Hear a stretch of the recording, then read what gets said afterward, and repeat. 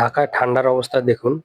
এখন প্রায় বিকেল 4টা বাজে, তারপরও শরীর থেকে ঠান্ডা ছাড়ছে না। তো আমি গোসল করব, সেজন্য দেখুন পানি গরম করে নিচ্ছি। তো আমি হিটার মেশিনের সাহায্যে পানি গরম করছি। দেখুন এই যে হচ্ছে মেশিন, আর এই যে কারেন্টের সংযোগ। তো আমি হিটার মেশিনের সাহায্যে পানি গরম করে নিচ্ছি গোসল করার জন্য। দেখুন এটি কিন্তু সুন্দরভাবে গরম হবে।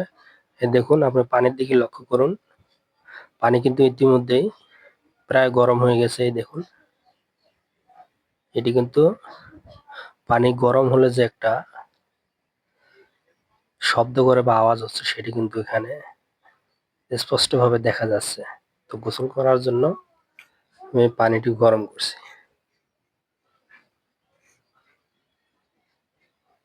তো ঢাকায় কিন্তু 2 থেকে 3 দিন হচ্ছে এরকম প্রচুর ঠান্ডা। তো তাই আমি হিটার মেশিনের সাহায্যে পানি গরম করে নিচ্ছি গোসল করার জন্য। দেখুন আমি জুম করে দেখিয়ে দিচ্ছি পানি কিভাবে গরম হচ্ছে।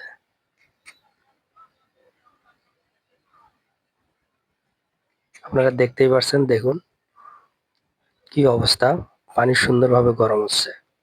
তো আপনারা চাইলে এভাবে হিটার মেশিন কিনে পানি সুন্দরভাবে গরম করে নিতে পারেন।